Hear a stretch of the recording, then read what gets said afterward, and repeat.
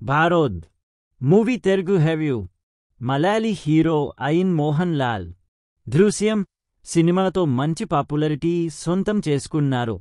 తెలుగులో జనతా గ్యారేజ్ మూవీలను చేశారు. అలా తెలుగు ప్రేక్షకులకు ఈయన సుపరిచితుడే. 400కి సినిమాల్లో నటించిన ఈయన తొలిసారి భారోద్ అనే సినిమాతో దర్శకుడిగా మారారు. ఇందులో ఈయనే హీరోగాను నటించారు. క్రిస్మస్ సందర్భంగా ఈ చిత్రం ఇప్పుడు పాన్ ఇండియా వైడ్ థియేటర్లలో రిలీజైంది. ఇంతకీ ఈ మూవీ ఎలా ఉంది? మోహన్ లాల్ డైరెక్టర్గా హిట్ కొట్టారా అనేది రివ్యూలో చూద్దాం.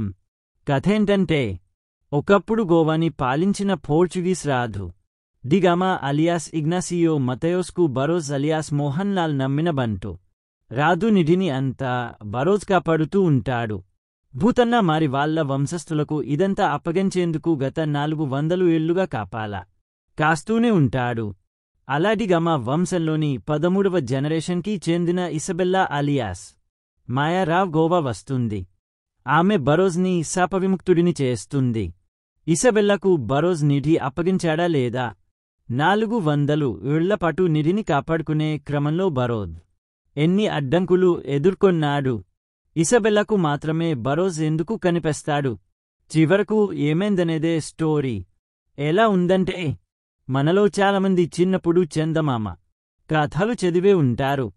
హాలీవుడ్ కార్టూన్ డబ్బింగ్ మూవీస్ కూడా చూసే ఉంటారు.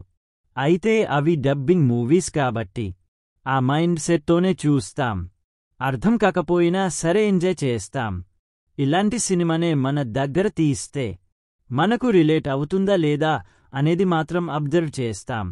కాని భారోద్ మాత్రం పేరుకే మలయాళం మూవీ కాన్ ఏదో ఇంగ్లీష్ మూవీ చూస్తున్నామా అనిపిస్తుంది.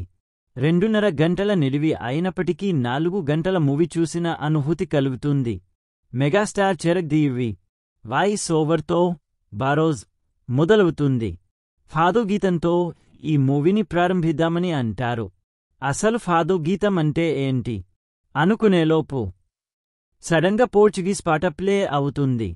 దీని మీనింగ్ ఏంటో అర్థం కాదు.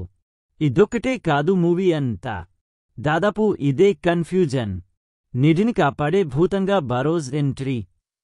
అసలు ఈ నిధి సంగతేంటి? ధ్యేయంగా ఎందుకు మారాడు? ఈ నిధిని ఎవరికి అప్పగించాలి అనే అంశాలే సినిమా కథ. నిధికి కపలగా భూతం ఉండటం, 400 ఏళ్లుగా ఒకే గదిలో ఈ భూతం ఉండిపోవడ చూస్తుంటే మంచి హాస్యం పుట్టించొచ్చు. నిధిని ఎవరైనా కొట్టేయడానికి వస్తే ఆ సీన్లని అడ్వెంచరస్గా తీయొచ్చు. కాని బరోజ్లో అలాంటి సన్నివేశాలే ఉండవు. హీరోగా నటించి దర్శకత్వం వహించింది మోహన్ లాల్ కదా. అంతా ఆయన కనిపిస్తాడనుకుంటే అడపదడపా కనిపిస్తాడు. ఈయన పాత్ర భూతం కదా. దీనిలా అద్భుతాలు చేయొచ్చు. తర్వాత ఏం జరుగుతుందో అనే ఆతృతని కలిగించొచ్చు. కాని మోహన్ లాల్ అలా చేయలేకపోయారు. సినిమా ప్రారంభం నుంచి ఈయన మార్క్ చూపించే, అరే భలే ఉందే అనిపించే సీన్ ఒక్కటీ ఉండదు. మోహన్ లాల్ కాకుండా మిగిలిన సీన్లలో మనకు ఏమాత్రం పరిచయం లేని విదేశీ నటులు వచ్చిపోతుంటారు. ఒకరు తెలుగులో మాట్లాడితే మరొకరు పోర్చుగీస్లో మాట్లాడుతుంటారు. ఇది ఇబ్బందిగా అనిపించింది. హాలీవుడ్ సినిమాలని చూసిన మోహన్ లాల్ వాటి స్ఫూర్తితో సినిమా చేద్దామని ఫిక్స్ అయ్యారు. కాని ప్రాంతీయ ప్రేక్షకులని ఆకట్టుకునేలా తీయలేకపోయారు. నేటివిటీ లేక ఆడియన్స్ డిస్కనెక్ట్ అయ్యారు. ఇలాంటి పాయింట్ కోసం పోర్చుగీస్ కథల వరకే వెళ్లాల్సిన అవసరం లేదు. మన జానపదాలు వెతికితే ఎన్నో అద్భుతమైన కథలు కనిపిస్తాయి. ఆ దిశగా మోహన్ లాల్ ఆలోచించి ఉంటే లోకల్ ఆడియన్స్కి సినిమా ఇంకా నచ్చి ఉండేది.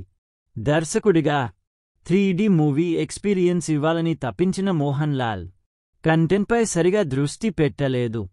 దీంతో మూవీ అటో ఇటో అన్నట్లు సాగుతూ వెళ్తుంది. ఎవరలా చేశారు? భారోద్గా టైటిల్ రోల్ చేసిన మోహన్ లాల్ పాత్రలో సరిగ్గా సరిపోయారు. డైరెక్టర్ నేనే కదా అని అనవసర ఎలివేషన్ల జోలికి పోలేదు. పాత్రకు ఎంత కావాలో అంత ఇచ్చారు. కాని ఇంకాస్త థ్రిల్లింగ్, ఎంటర్టైనింగ్గా బరోజ్ పాత్రని రాసుకుని ఉంటే బాగుండేది. ఇషా పాత్ర చేసిన మాయారావు చూడటానికి బాగుంది. Acting okay. మిగిలిన విదేశీ నటీనటులు బాగానే చేశారు. టెక్నికల్ విషయాలకొస్తే సంతోష్ శివన్ సినిమాటోగ్రఫీ బాగుంది. Under water 3D visuals output మాత్రం అనుకున్నంతగా రాలేదు. సాంగ్స్, బ్యాక్గ్రౌండ్ మ్యూజిక్ వచ్చినప్పుడు ఇంగ్లీష్ డబ్బింగ్ సినిమాలే గుర్తొస్తాయి. నిర్మాణ విలువల మాత్రం టాప్ నాచ్ ఉన్నాయి. ఖర్చు విషయంలో అసలు వెనుకాడలేదు. క్లైమాక్స్ యాక్షన్ సీక్వెన్స్ డిజైన్ బాగుంది. ఓవరాల్గా చెప్పుకుంటే మోహన్ లాల్ బరోత్తో కష్టపడ్డారు గాని కంటెంట్ పరంగా తడబడ్డారు.